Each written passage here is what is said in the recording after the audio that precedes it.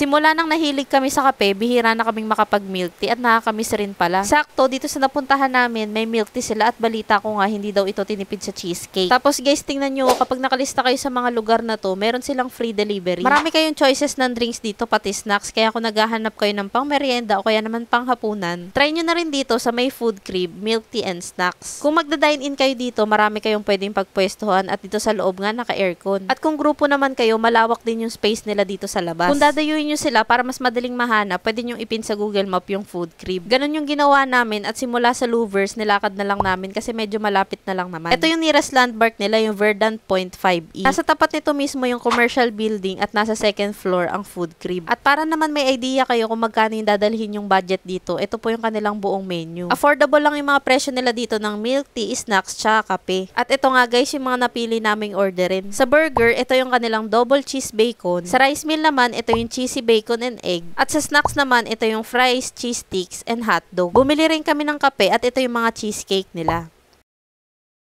Ito yung pinili ko sa snacks kasi 60 pesos lang to, tapos may hotdog, cheese sticks, tsaka fries ka na. Bagong luto si Nerve sa amin to at masarap yung cheese sticks nila kasi hindi tinipid sa cheese. Tapos yung hotdog nila ay TJ at yung fries nila ay mamimili ka sa tatlong flavor. Ito naman yung double cheese bacon na 129 pesos. May dalawang patis ito, hiniwang bacon, kamatis, sibuyas, ketchup, at cheese sauce. Makapal yung mga patis nila dito at tingnan nyo naman pagkagat ni Maynard. Hindi kayo mapapasabing unang kagat, tinapay lahat. Ito naman yung rice meal nila na bagay sa mga students kasi 79 pesos lang to. May isang cup ito ng kanin, itlog, bacon, and cheese. Medyo nabitin lang ako sa cheese nila dito at bland yung lasa. Siya nga pala guys, kapag order kayo, tsaka pa lang nila yung lulutuin. Nung kumain kami dito, marami silang mga online orders. Kaya bago kami nakakain, naghintay kami ng 30 minutes. Kaya guys, expect nyo na may waiting time talaga ha. Para naman hindi kayo maine, pwede muna kayo maglaro dito ng mga cards nila. At sulit naman yung paghihintay namin kasi masarap yung drinks nila at mga food. Sarap yung cheesecake nila dito kasi medyo maalat-alat yung lasa. Nagbabalance ito sa tamis ng milk tea kaya hindi nakakaumay. Siya nga pala guys, kaya namin to na-discover dahil sinadjust lang din sa amin to sa comment section. Kaya kung meron pa po kayong alam na mga sulit na kainan dito sa may Montalban, palagay naman po sa comment section para yun naman yung next naming dadayuhin.